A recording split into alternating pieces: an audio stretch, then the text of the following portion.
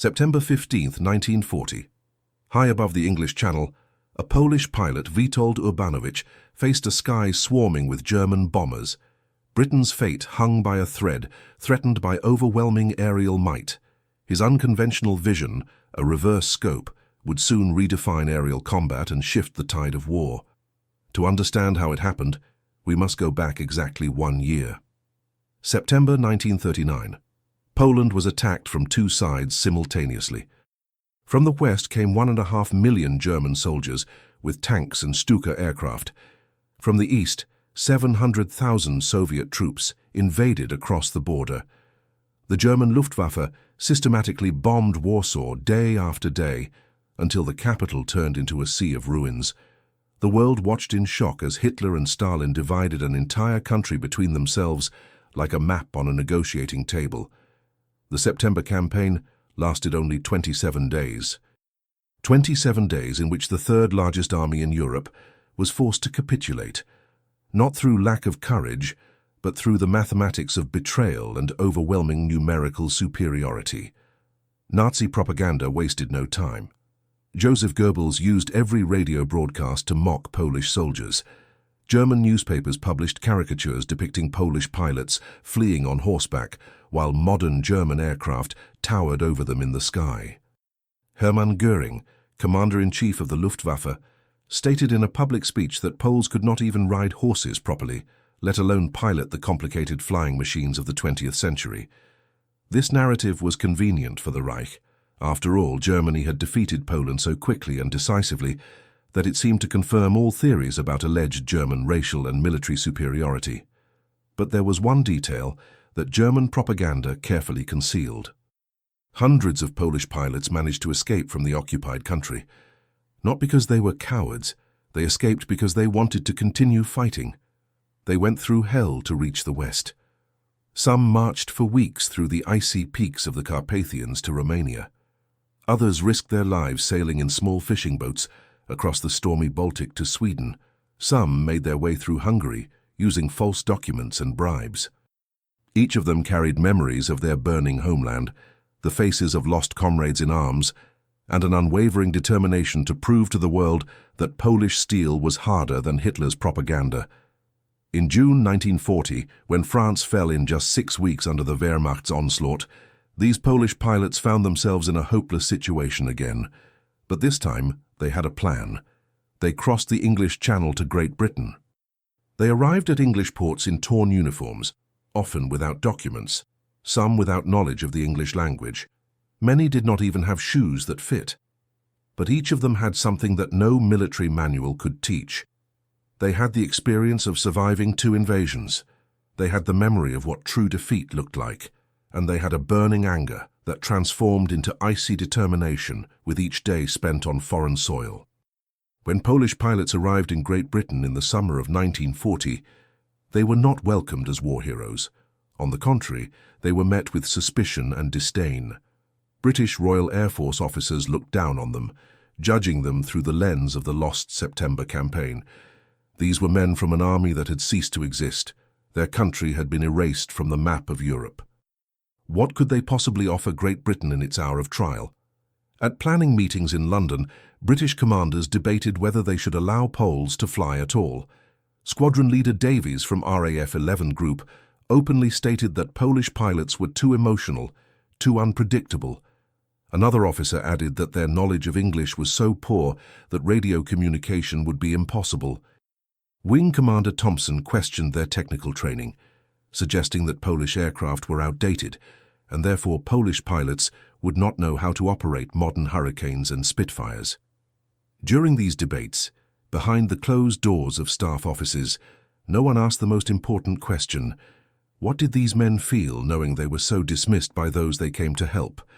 But there was one person who thought differently. Air Vice Marshal Keith Park, the New Zealand commander of RAF 11 Group, who was responsible for defending southeastern England, interrupted one of these debates with a sentence that changed everything. "I do not care where these people come from," he said quietly but firmly. "I do not care how long their country survived before falling. I care about only one thing. Can they shoot down German planes? If so, I want them in the air. If not, At least we will know the truth. And so, on August 2nd, 1940, the 303rd Fighter Squadron was established. Officially, it was a British RAF squadron, but everyone knew the truth. The commander was a British officer, squadron leader Witold Urbanowicz, but his deputy and true spiritual leader was Major Zdzisław Krasnodębski, a veteran of the September 1939 fighting and the French campaign.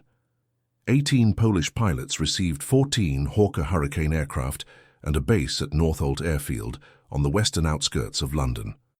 But even after the official formation of the squadron, no one took them seriously. British instructors arrived at Northolt to teach the Poles the basics of flying Hurricanes for Polish pilots who had already flown in deadly aerial combat over Poland and France, who had seen colleagues burning in cockpits, who knew the sound of German bullets piercing metal fuselages. This situation was humiliating. They stood on the airfield tarmac, listening to lectures on how to take off and land, while the Luftwaffe began its daily raids over England. Squadron leader Witold Urbanowicz, the British squadron commander, recalled later in his memoirs that on the first day of training he felt foolish. "I came to teach them to fly," he wrote, "but after the first training flight I realized that I should be learning from them."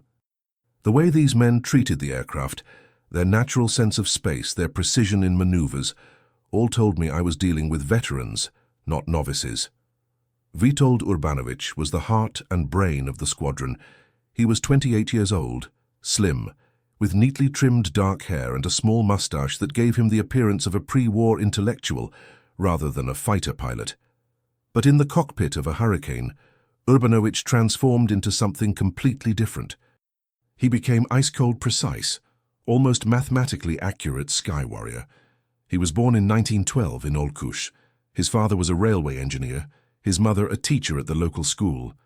The Urbanowicz family was not wealthy, but the values they instilled in their son were crystal clear: discipline, education, service to the homeland. At the age of 18, Witold Urbanowicz entered the Aviation Cadet School in Dęblin, the best and most prestigious flight school in pre-war Poland. It was an elite institution that accepted only the best candidates from across the country. The training was brutal, both physically and mentally. Half of the cadets dropped out in the first year, unable to meet the requirements.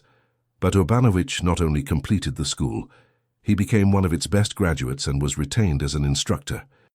By the outbreak of war in 1939, he had trained hundreds of young Polish pilots, passing on to them not only flight technique, but also the philosophy of aerial combat. Aerial combat, he told his students in Dęblin, is not just a technical skill. It is a game of chess on a three-dimensional chessboard, where every move must be calculated 3 steps ahead. You must know what the opponent will do before he knows it himself. You must read his intentions from the angle of his flight, from the speed of his maneuver, from the altitude at which he operates. And when you know what he intends to do, you must be where he does not expect to see you. This was his reverse scope, the ability to see the battlefield from the enemy's perspective, to predict their next move before they even made it. When September 1939 came, Urbanowicz flew in the 111th Fighter Squadron, defending the sky over central Poland. In the first 3 days of the war, he shot down 2 German Dornier Do-17 bombers, demonstrating exactly that ice-cold precision he taught his students. But what he saw on the ground during those first days of war changed him forever. During one mission, he returned to his base near Warsaw and found it in flames. German Stukas had bombed the hangars, destroyed the runway, killing dozens of ground mechanics and technicians. Among the bodies, Urbanowicz found his best friend from the Dęblin school, 24-year-old Jerzy Radziwiłł, who that very morning had told him about his wedding plans after the war. Urbanowicz did not cry. He did not scream. He did not curse. He simply stood there for a long moment, watching the smoke rising from the ruins of his base, and then said quietly to his young wingman, 20-year-old Marian Pizarek, "Remember their faces, Marian. Remember everyone you lost here. Because the day will come when we can answer them, and on that day our shots will be accurate." This profound experience solidified his resolve and sharpened his reverse scope, the understanding that every enemy action had a predictable counter, every tactic a weakness waiting to be exploited, After the fall of Poland, Urbanowicz escaped through Romania to France. There he joined Polish units flying under French command and again stood to fight against the Luftwaffe during the brief, chaotic French campaign in the spring of 1940. He shot down another German aircraft over Lille. Then, when France capitulated, he evacuated from the port of Bordeaux on a crowded ship full of refugees, wounded soldiers, and crying children. Now, in 1940, Witold Urbanowicz stood at Northolt Airfield in a British uniform as the official deputy of British commander Kellett. But every Polish pilot in the squadron knew who their true commander was. Urbanowicz was not only their superior officer, he was their teacher, their example, their spiritual father. He had something that British pilots did not yet fully possess. They had the experience of absolute desperation. British pilots, though brave and well-trained, were defending their country, their skies, their families. It was a noble and powerful motivation. But Polish pilots were fighting for something deeper and darker. They were fighting for revenge. They were fighting for honor. They were fighting to prove to the entire world that Nazi propaganda was a lie. Every shot-down German aircraft was not just a war statistic for them.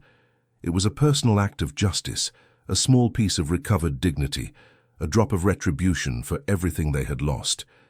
This desperation, combined with Urbanowicz's analytical mind, forged a unique fighting philosophy. The 303rd Squadron was officially formed on August 2, 1940, at Northolt Airfield. On paper, it looked like a standard RAF unit: 18 pilots, 14 Hurricanes, full technical and logistical support. But the reality was far more complicated and emotionally charged. Squadron leader Ronald Kellett was the official commander, but the true leader in the heart of every Polish pilot was Major Zdzisław Krasnodębski, a 40-year-old veteran with steel eyes and a calm voice who had survived the hell of the September and French campaigns. The pilots came from all over Poland, from cities and villages that now lay in ruins or under foreign occupation. Each had his own escape story, his own personal tragedy, his own reason for sitting now in a foreign uniform, in a foreign country, ready to face death again. Witold Urbanowicz came from the small town of Olkusz near Kraków. Mirosław Ferich was the son of a doctor from Krosno in the southeast. Jan Zumbach grew up in an aristocratic family near Warsaw. Stanisław Skalski, the youngest of the group, was only 23 years old and came from a poor rural family in Kodyn. Urbanowicz's quiet leadership and his reverse scope philosophy began to permeate the squadron's tactics, transforming their collective anger into a focused, deadly weapon. The RAF taught its pilots to attack in line, one after another, in an orderly sequence. It was safe, it was predictable. This conventional approach, while disciplined, often struggled against the sheer numbers and tight formations of the Luftwaffe. The British command, steeped in tradition, viewed the Polish pilots' aggressive, intuitive style with suspicion, often labeling it as too risky or unprofessional. One wing commander privately remarked, "They fly like desperados, not like professionals."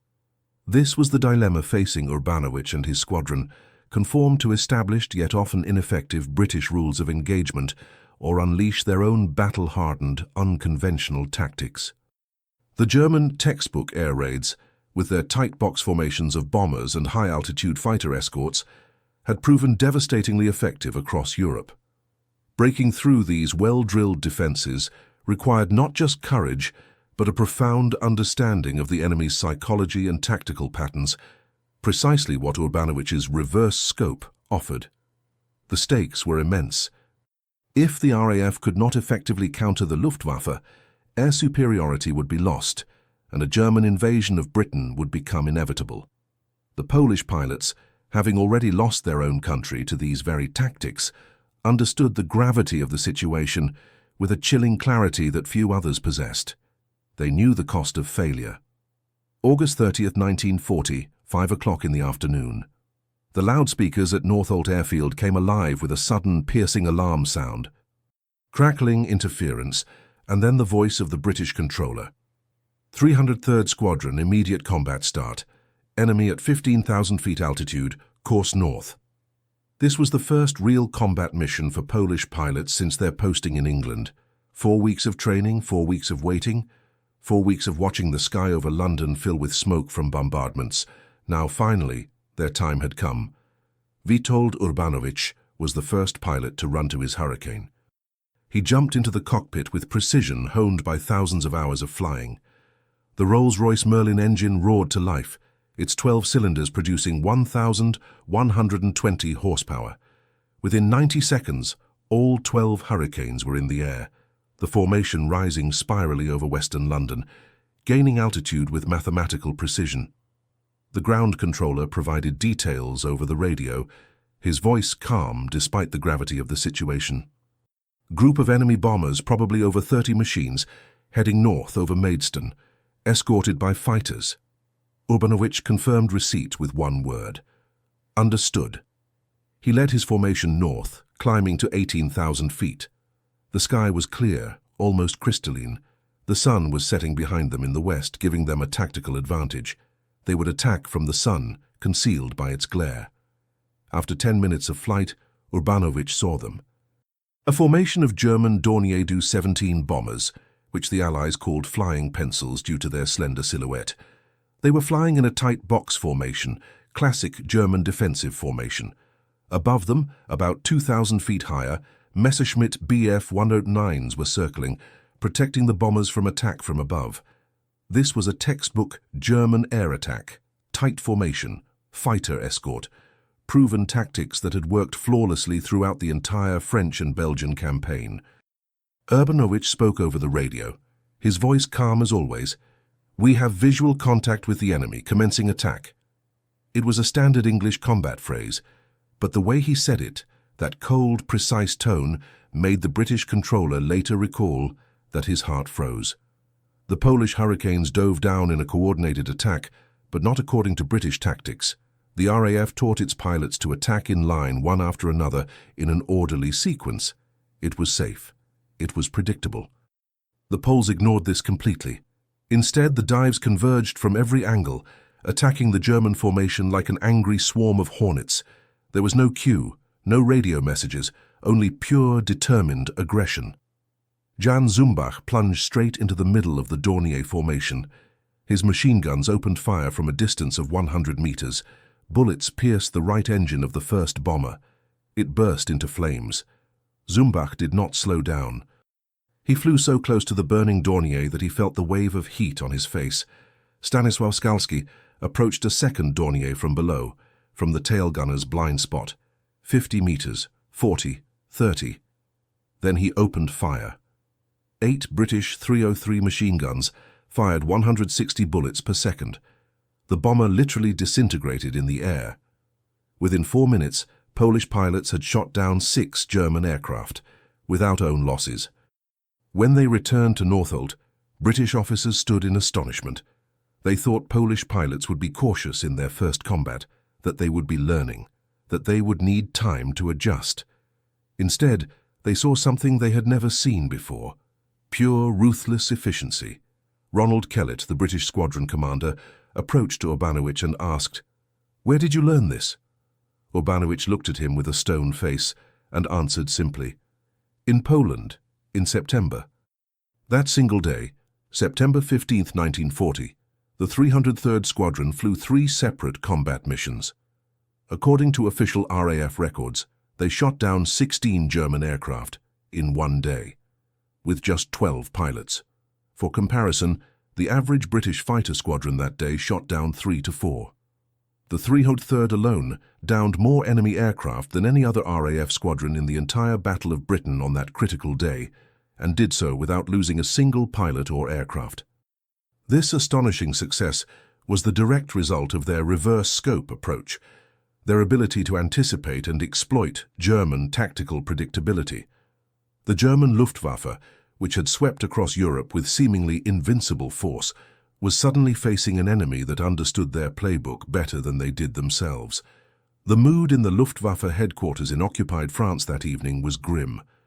Reports came in from returning pilots, and the numbers were catastrophic. Over 60 aircraft lost in a single day, hundreds of airmen dead, wounded, or captured. But worse were the eyewitness accounts. One Messerschmitt captain spoke with a trembling voice. "These weren't normal British pilots," he said. They attacked like madmen. They didn't care about their own safety. Another described, visibly shaken. One came so close I saw his face through the canopy. I saw the Polish insignia on his shoulder. I thought he would ram me.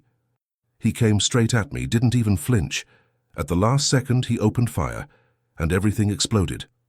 When Luftwaffe Command reviewed the RAF squadron numbers responsible for their greatest losses, one stood out above all others, 303, the Polish squadron, the same one they had mocked just a month earlier. On September 18, 1940, 3 days after the Great Battle, Adolf Hitler made a decision that would change the course of the war.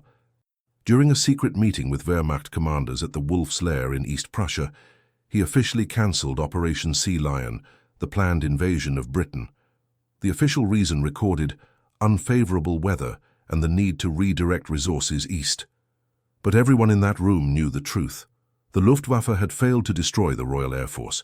Despite all the bombings, despite all the losses inflicted on Britain, despite the 1,500 planes sent on September 15th, the RAF still flew, still fought, still inflicted unacceptable losses, and without air superiority over the Channel and southern England, any sea invasion would be suicide. Hitler knew it, Goering knew it, everyone knew it. The Battle of Britain wasn't won in a single day. It was the culmination of weeks of brutal fighting, hundreds of dead pilots, thousands of civilians killed in bombings. But September 15th was the turning point.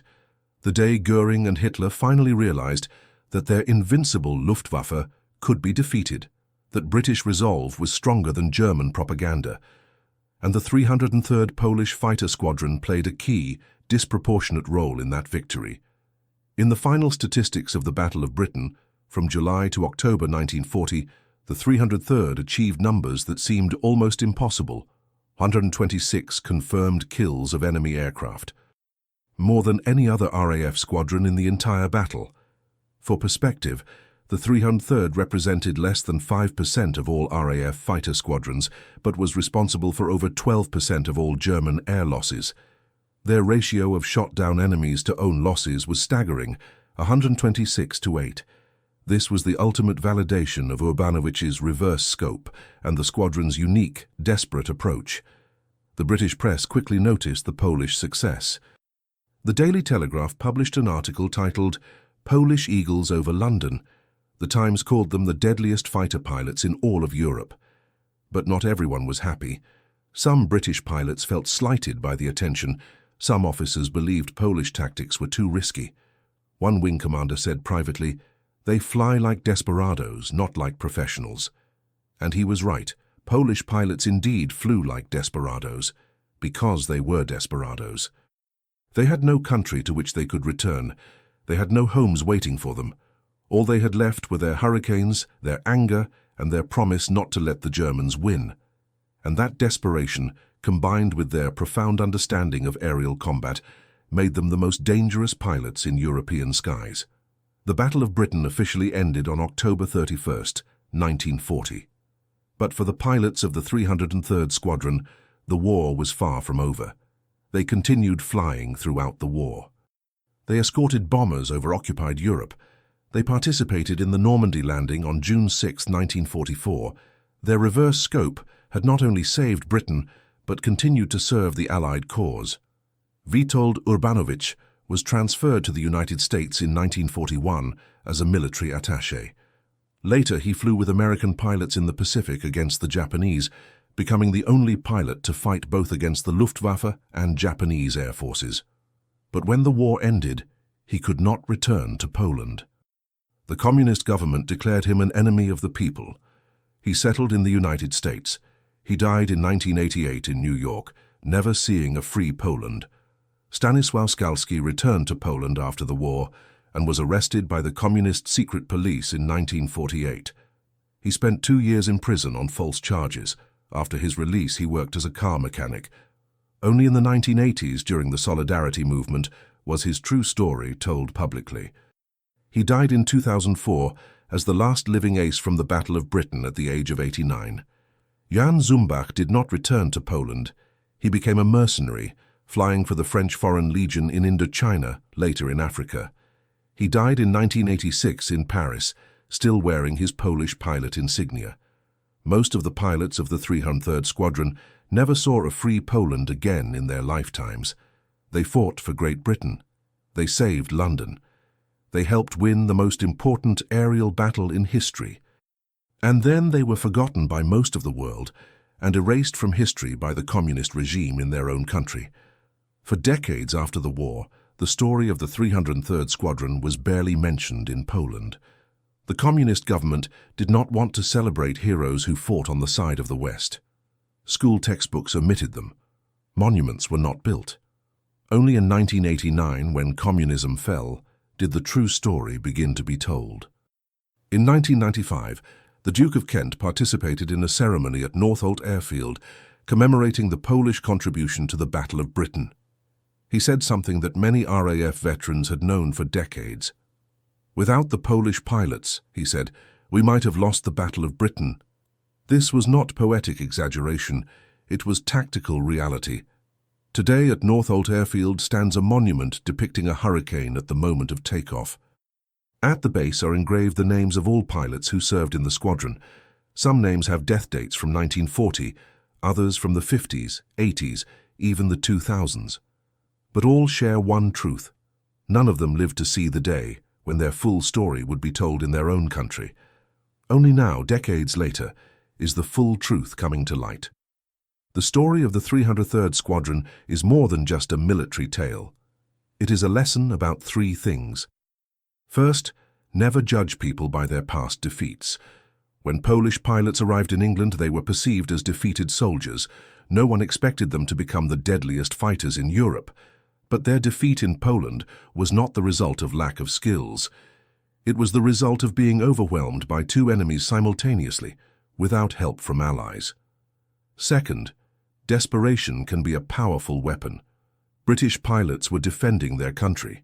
Polish pilots were fighting for something deeper. They were fighting for revenge, for honor, to prove to the world that Nazi propaganda lied. Every shot-down German was a personal act of justice, and revenge is a stronger motivator than duty. And third, history is written by victors, but not always by heroes. After the war, the Cold War rewrote many narratives. Polish pilots were erased from Polish history by the communist regime. In Great Britain, they were recognized, but often as a footnote. Only now is the full truth widely known. That this small group of refugees, whom almost no one wanted, became the most effective fighter unit in the entire battle. That their contribution was not auxiliary, it was decisive. Today, when you look at the peaceful sky over London, it is hard to imagine that 80 years ago that same sky was a battlefield. That young men in their 20s fought and died thousands of meters above the ground, deciding the fate of all of Western civilization. It is even harder to imagine that some of those young men were refugees without a country, people who had lost everything, but found a way to transform their loss into strength. The Germans laughed at Polish pilots. They said they were poorly trained, too emotional, incapable of modern aerial warfare. They said Poland fell so quickly because its soldiers were weak. And then those same pilots found the German Luftwaffe over London, and within a few weeks they changed the course of history. Because when you take away everything from a man, his home, his family, his country, his future, you are left with a man who has absolutely nothing to lose. And a man who has nothing to lose but has skills, training, and a hurricane with 8 machine guns is the most dangerous thing that can be found in the sky. This is the true legacy of the 303rd Polish Fighter Squadron, not just the number of enemy planes they shot down, though those numbers are impressive, but the proof that even in the darkest times, even when everything seems lost, even when the whole world tells you that you are defeated, a few determined men can change history. One hurricane at a time, one shot at a time, one mission at a time. And in doing so, prove that the human spirit, when tempered by suffering and ignited by righteous anger, is stronger than any propaganda, stronger than any numerical superiority, stronger than any war machine. The pilots of the 303rd Squadron did not just help win the Battle of Britain. They remind us that true strength does not come from the number of guns or the size of an army. It comes from what you are fighting for and why you refuse to surrender. And sometimes, just sometimes, that's enough to change the world.